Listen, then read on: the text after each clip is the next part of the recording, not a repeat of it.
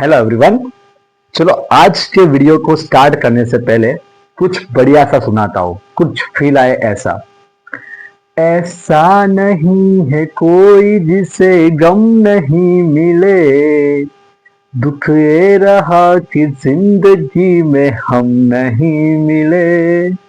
सुनना बहुत मजा आएगा। फिर से, ऐसा नहीं है कोई जिसे गम नहीं मिले, दुख ये रहा कि जिंदगी में हम नहीं मिले। आंखों ने आपकी हमें दीवाना कर दिया, आंखों ने आपकी हमें दीवाना कर दिया, वरना हसीन लोग हमें कम नहीं मिले। ऐसा नहीं है कोई जिसे गम नहीं मिले, दुख ये रहा कि जिंदगी में हम नहीं मिले। आंखों ने आपकी हमें दीवाना कर दिया, वरना हसीन लोग हमें कम नहीं मिले। બહુ સરસ મજાની લાઈનો છે।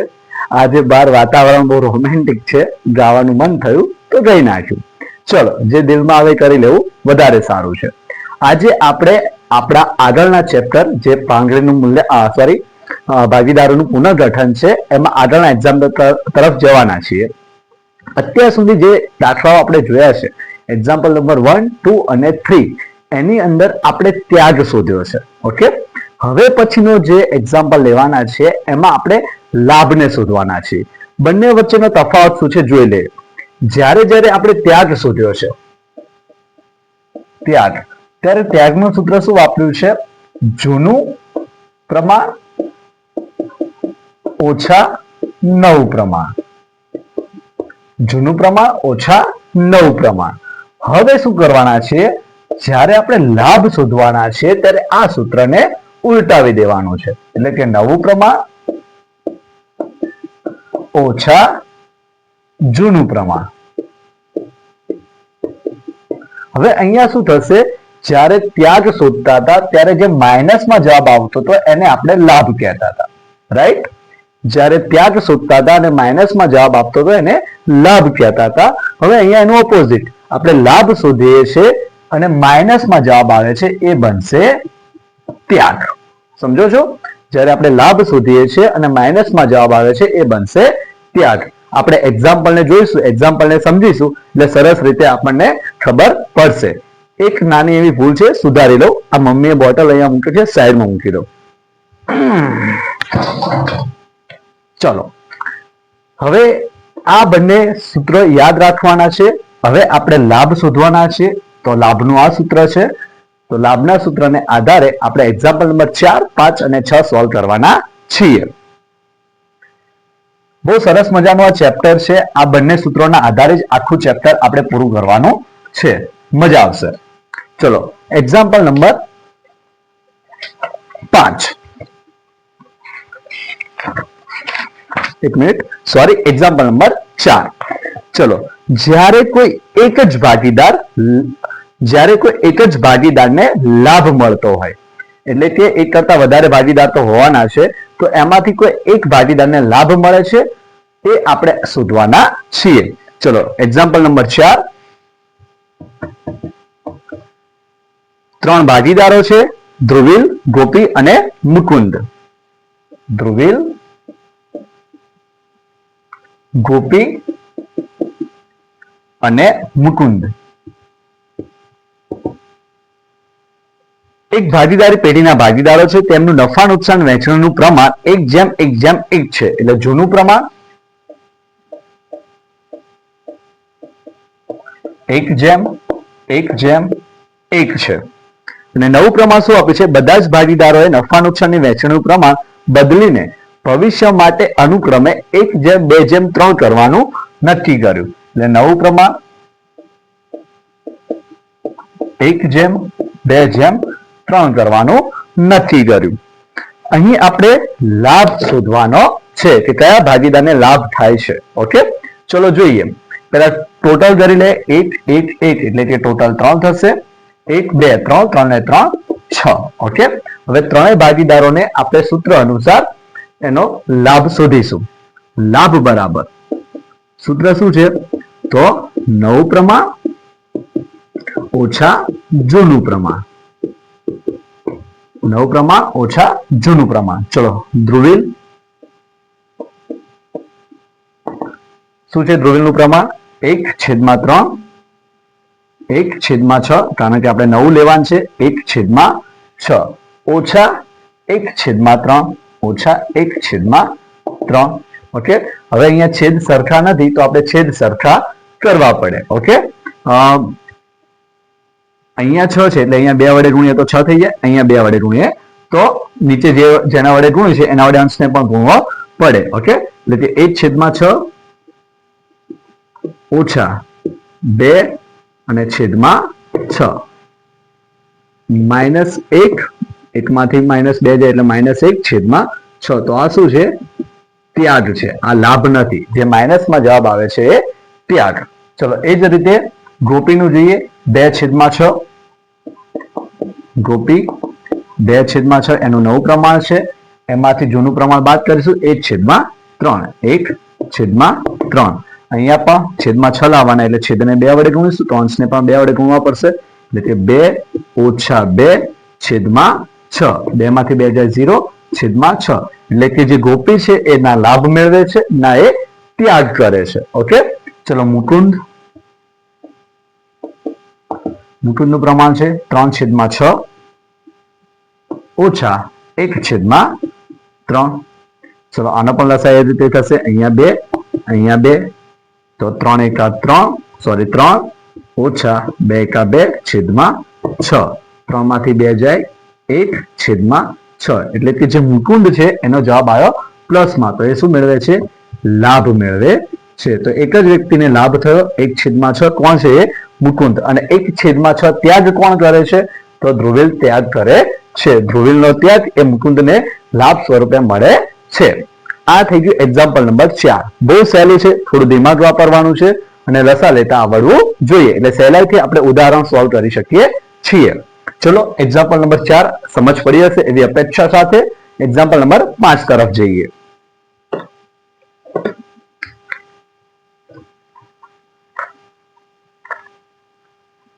આ એક્ઝામ્પલ બહુ સહેલા છે અને આ એક્ઝામ્પલનો ફાયદો તમને આગળ જે 8 માર્ક્સનો દાખલો હંમેશા પૂછાતો આવ્યો છે પ્રવેશ અને નિવૃત્તિનો, જે બોર્ડ એક્ઝામમાં 8 માર્ક્સ કે 6 માર્ક્સમાં હોય છે, એ પ્રવેશ અને નિવૃત્તિના દાખલામાં આ નાના દાખલા ખૂબ મદદરૂપ થશે. ઓકે, ચલો આગળ એક્ઝામ્પલ નંબર 5. એક્ઝામ્પલ નંબર 5 માં શું છે? જ્યારે એક કરતા વધારે ભાગીદારોને લાભ મળતો હોય, એક કરતા વધારે ભાગીદારો લાભ મેળવે છે અને કોઈ ત્યાગ કરે છે. ધ્યેય, સિદ્ધિ અને પ્રાપ્તિ 3 ભાગીદારો છે. ધ્યેય, સિદ્ધિ અને પ્રાપ્તિ. બહુ સરસ નામ આપેલા છે. ધ્યેય, સિદ્ધિ અને પ્રાપ્તિ. એક ભાગીદારી પેઢીના ભાગીદારો છે. તેમના નફા નુકસાનનું પ્રમાણ એટલે કે જૂનું પ્રમાણ 1/1 છે. ઓકે, ત્યારબાદ બધા જ ભાગીદારો મળીને નફા નુકસાનના વહેંચણીનું પ્રમાણ 1/3 કરવાનું નક્કી કર્યું. એટલે કે નવું પ્રમાણ 1/3 કરવાનું નક્કી કર્યું. આના આધારે આપણે લાભ શોધવાનો છે. તો પહેલા ટોટલ જોઈ લે. 1 + 1 + 1 3, 1 + 3 ને 3 7. બરોબર, 3 ને 3 6 ને 1 7. ચલો સૂત્ર બધાને યાદ હશે. શું છે સૂત્ર લાભનું? લાભ બરાબર નવું પ્રમાણ ઓછા જૂનું પ્રમાણ. અહીંયા કન્ફ્યુઝ નથી થવાનું, આ યાદ રાખવાનું છે. જ્યારે લાભ આવે ત્યારે નવું પ્રમાણ પહેલા લેવાનું, એમાંથી જૂના પ્રમાણને બાદ કરવાનું છે. ચલો ધ્યેય, તો ધ્યેયનું નવું પ્રમાણ છે 1/7. 1/7 ઓછા જૂનું પ્રમાણ છે 1/3. 1/3. ચલો લસા લઈએ. 7 તાલી 21. ઓકે, એટલે છેદમાં 21 આવશે. 3 × 3 અને 7 × 7. તો આનો જવાબ શું થશે? 3 માંથી 7 બાદ કરીશું એટલે -4/21. એટલે ધ્યેય જે છે એ શું કરે છે? ત્યાગ કરે છે. જ્યારે જવાબ માઇનસમાં આવે ત્યારે એ ત્યાગ સ્વરૂપે લખાય છે. ચલો ત્યારબાદ સિદ્ધિનું જોઈએ. 3/7 ઓછા 1/3. ચલો 7 તાલી 21, 3 તાલી 9, 7 એકા 7. 9 માંથી 7 જાય 2 અને છેદમાં 21. તો આ પ્લસમાં જવાબ આવે તો એ શું મેળવે છે? લાભ મેળવે છે. ઓકે, લાભ, સિદ્ધિ લાભ મેળવે છે. ત્યારબાદ પ્રાપ્તિ. ચલો પ્રાપ્તિનું જોઈએ. શું છે? 3/7 ઓછા 1/3. તો આ પણ એઝ ઇટ ઇઝ રહેશે, જે ઉપર છે એવું જ નીચે આવ્યું. 7 તાલી 21, 7 એકા 7 ઓછા આગળ ઓછા રહેશે અને 3 તાલી 9. એટલે 9 માંથી 7 બાદ કરીશું એટલે 2/21. તો એને પણ શું થશે? લાભ થશે. તો આ બંનેનો લાભ એ કોનામાંથી મળે છે? ધ્યેયમાંથી મળે છે. ધ્યેય 4/21 નો ત્યાગ કરે છે અને એ બંને વચ્ચે સરખો વહેંચાઈ જાય છે, જે સિદ્ધિ અને પ્રાપ્તિ મેળવે છે. તો આ થઈ ગયું એક્ઝામ્પલ નંબર 5. બહુ સહેલું એક્ઝામ્પલ છે, સરળ રીતે આપણે સમજૂતી મેળવી છે. આઈ હોપ કે દરેકને સમજાઈ ગયું હશે. ચલો આગળના એક્ઝામ્પલ તરફ જઈએ. Example number 6.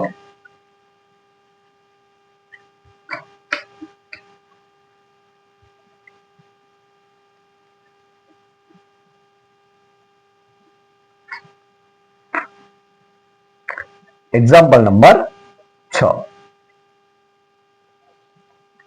શું છે? Example number 6. જ્યારે એક કરતા વધુ ભાગીદારો ત્યાગ કરતા હોય અને કોઈ એક જ ભાગીદારને લાભ મળતો હોય. એક કરતા વધારે ભાગીદારો ત્યાગ કરે છે અને કોઈ એકને લાભ મળે છે. સાગર, સરિતા અને પલક. સાગર, સરિતા અને પલક આ 3 ભાગીદારો છે. તેમના નફા નુકસાનનું જૂનું પ્રમાણ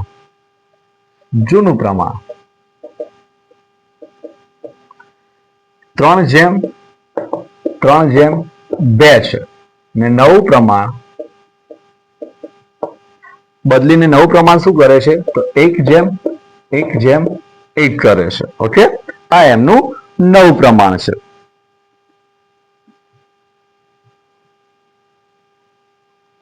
હવે આપણે એમનો લાભ શોધવાનો છે અને કોણ ત્યાગ કરે છે એ શોધવાનું છે. ચલો સૂત્ર બધાને ખબર છે. લાભ બરાબર નવું પ્રમાણ ઓછા જૂનું પ્રમાણ. ચલો શોધીએ. સર્વપ્રથમ સાગર. તો સાગરનું નવું પ્રમાણ કેટલું છે? 1. ટોટલ કરી લે 3 અને અહીંયા છે 3 ને 3 6 ને 2 8. ઓકે, નવું પ્રમાણ છે 1/3. જૂનું પ્રમાણ શું છે? 3/8. ઓકે, ચલો લસા લે. 8 તાલી 24, 3 તાલી 9 અને 8 એકા 8. એટલે 8 માંથી 9 જાય -1/24. તો આ શું છે? ત્યાગ છે. બરોબર. તે રીતે સરિતા. તો સરિતાનું 1/3 જે નવું પ્રમાણ છે ઓછા જૂનું પ્રમાણ 3/8. 8 તાલી 24, 3 તાલી 9, 8 એકા 8. ઓકે, તો આ પણ એ જવાબ આવશે -1/24. લાસ્ટ પલક. તો પલક માટે નવું પ્રમાણ છે 1/3, જૂનું પ્રમાણ છે 2/8. તો 8 એકા 8, 3 દુ 6/24. તો 8 માંથી 6 જાય 2 અને -24. તો આ શું છે? લાભ છે. એટલે કે સાગર અને સરિતા આ બંને વ્યક્તિઓ ત્યાગ કરે છે અને પલકને શું થાય છે? લાભ થાય છે. આ રીતે આપણે એક્ઝામ્પલ નંબર 6 સોલ્વ કરીશું. આઈ હોપ કે 3 એક્ઝામ્પલ બહુ સારી રીતે આપણે સમજ્યા હશું અને દરેક એક્ઝામ્પલની જે પણ રીત છે એ તમને ખબર પડી હશે. મારા વિડીયોને પ્લીઝ લાઈક કરજો, શેર કરજો, સબસ્ક્રાઇબ કરજો. કોઈ તકલીફ છે તો કોમેન્ટ બોક્સમાં જણાવજો. Thank you very much.